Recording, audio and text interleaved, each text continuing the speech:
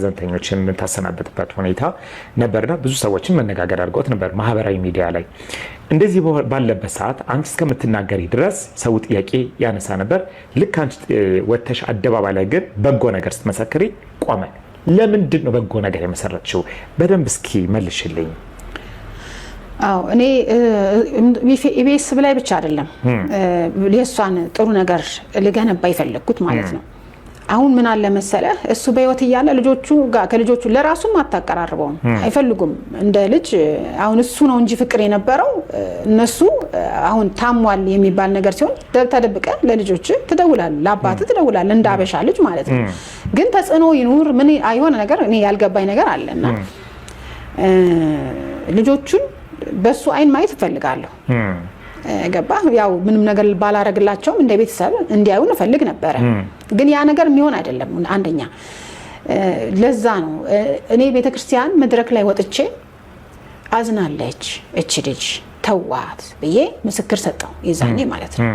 ሰጥቼ ቤት ስንመለስ ምን እናትየው እኔም እኮ መርሳ አጠጡ ምናምን የሚባል ነገር ሲመጣ የሆኑ አጠጡኝ የተባለ ወጣውና ብላ በቃ ወካባ ስትፈጥር አንቺም እኮ ሚስቴሽ እሷን ባለ ያሏትን ብትሰሚ አይ ዶንት ኬር አለች። አይ ዶንት ኬር ስትል ገረመኝ። እኔ ግን በሆነ እንደ እናት ማለት ነው እኔ እንደ እናት ልጆች አሉኝ። እንደዚህ አይነት ሀሜት መቋቋም በጣም ከባድ ይመስለኛል። እኔ እንደ እናት አይቼው ነው ለሷ የወገንኩት እንደ እናት እንጂ ልጆቿን እንድታሳድግ እንድትታገዝ ያልሽኝ ያለሽው አንደኛ እቺ ልጅ እውነትም ለመናገር ስኳር እኔ አሁን እዛ ለቅሶ ላይ ቀብር እንደመጣን ነው ጎፈንድሚ እንዲዘጋጅ አረሳን ቀብር ነው መሰለኝ እንደውም አስኔጋ ተደውሎ ጎፈንድሚ እንዲዘጋጅ የሱን ስልክ ሰጣ ተደወለ ማለት ነው። ሲደወል አወራንበትና እና ከሞተን በኋላ እነዚህ ሰዎች አያርፉም እንዴ ብያለሁ። ምንድነው ነገሩ ብዬ ዘጋውባቸው ማለት ነው። ከዛ እሱ ምን አለ ሴትዮዋ ይሄን አሁን እኔ ያልኩትን ነገር ሰምቼው ነው። በርግጥ ልጅቷ ስኳር በሽታ እንዳለባት ስትወስድ ምናምን አይቻለሁ እዛ ጋር። ግን ያን ነገር እግሯ ጋር ተያይዞ እግሯ ድሮ ልጅ ሆና ነው ይሄ ልጅ ሆና የነበረ ታሪክ ነው። ልጅ ሆና ይሄን እግሯ የሚያነከሰው ልጅ ሆና ነው። ያ አላቅም እሱን ይመማት ባላቅም ግን እንደዛ ነው። ልጆቹም ይታመማሉ። ይሄን አሁን እንደዛ ለመካድ ብዬ ሳይሆን ያን ነገር እንዳለ ሆኖ ለልጆቹ ምንም ነገር ቢደረግላቸው ደስ ነው የሚለኝ እውነት ለመናገር። አሁን ቅር አላለሽም? ቅርም አላለኝ፣ ደስ ነው ያለኝ። ሰው አሁንም እንትኑን ቢያደርግ ጥሩ ነው። ግን ያለው እዛ ጋር የነበረው እግዚአብሔር ለልጁ ያጋለጠለትን ነገር እኔ ነኝ ደፍኜ መልሼ ለሷ ህይወት እንዲሆናት ያደረኩት ማለት ነው። ግን ፊቷ ተሸፍኖ ስትደውልለት ከኔ ጋር ተደዋውለናል። አይ አንቺ ሂጂ በቃ ለበረከት ሂጂ እኔ እሄዳለሁ እሱ ጋር ሂጂ አይደብርሽም አይደል ላብስለት አልኳት። ሂጂ ላብስለት ኧረ አይደብረኝም ደስ ይለኛል አለች። እሺ ሄድኩና እንዴ በቃ አሪፍ ተነስተን እንትን እያልን አስናቀ ደወለ። እኔ እኮ መኪና ከገዛ በኋላ ነው የራቀኝ ምናምን ሲለኝ አሁንም እውነተኛ ጓደኛ ከሆንክ እሱ ፊት አንተ ኋላ እየነዳ መኪና መግዛቱንማ በጣም ነው የወደድኩት። እንዴት እንደፈነጠዘ ብታይ መኪናውን ሲገዛ እኔ በጣም ነው ደስ ያለኝ። ገና ቤተም እንገዛለን እንደዚህ ብየው የዛኔ ተኛ ሆስፒታል መጣ። እኔ ነጼ እና እኔ አስናቀን ተደዋወልን አላወቀም። ነጼ ይዞት ተነስተው አሊዝ እምቢ አለኝ በኔ መኪና ሲለኝ እሱ አልፈለገም። በቃ መኪናው ማለት ውስጥ ማንኪያ ያለ ጭልፋ ያለ ብዙ ነገር አለው መኪና ውስጥ። በቃ እኛ የምንገናኝበት መኪና ውስጥ ቁጭ ብሎ ይበላል ይጠጣል እዛው በዋይፕሱ ጠራርጎ እንትናል ቤቱ ማለት ነው። በቃ ለሱ መኪና እና ምንድነው የሆነው እሱ ታሞ ተኝቷል እዛ ጋር ታሞ ተኝቶ መኪናዋ ትንሽ ትንጠባጠብ ነበር። ብር የለውም ብያለሁ።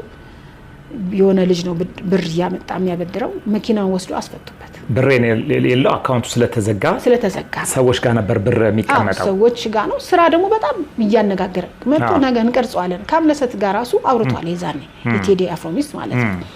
እና ምንድነው የሆነው አስፈቱበት መኪናው እቺ ተንጠባጣለች። ከዛ አበደ። ምክንያቱም ገንዘብ የለውም መታከም ትንሽ ይፈልግ ነበር። በዛ ተነስቶ ነው የወጣው።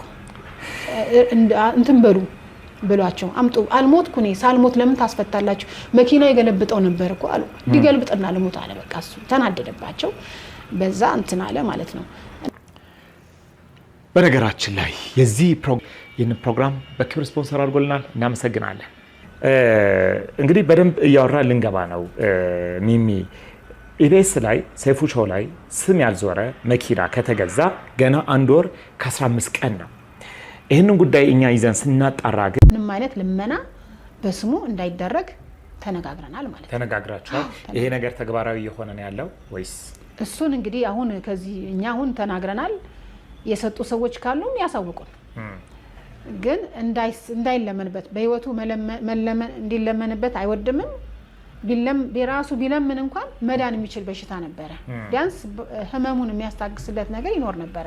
ስለዚህ እንዳትለምኑ ተብሏል። እየለመኑ አይመስለኝም። ከለመኑም ደግሞ የሰጣችሁ ሰዎች ከ3 ሚሊዮኑ ውጪ ማንም ሰው ብር እንዳይሰጥ እንደገና ይሄንንም ኮሚቴ እንደዚህ ብር ብሎ ሚላችሁን እንዳሰጡ እውቅና የለውም ማለት ነው። 3 ሚሊዮን በጣም ብዙ ብር ነው ለ80። ምንድነው እቅዱ? ምንድነው ሐሳቡ? ምንድነው እያስባችሁ ያላችሁት? በዚህ 3 ሚሊዮን ብር ምንድነው እየታሰበ ያለው? አዎ እንደ አንድ ኮሚቴ ወንድሜ ውስጥ አለሽበት።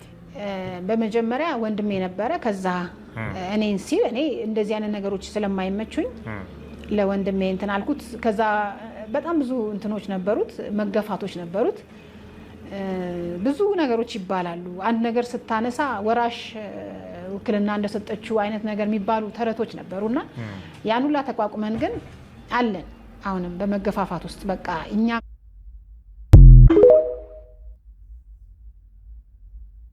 አሜሪካን ሀገር መታከም የቻለ ያልታከመበት አንዱ ምክንያት ምንድነው?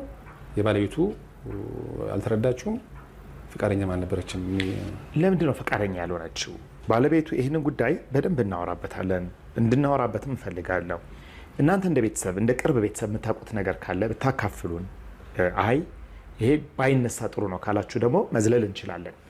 ግን ፈቃደኞች ከሆናችሁ ብታካፍሉን ደስ የሚለን ነገር።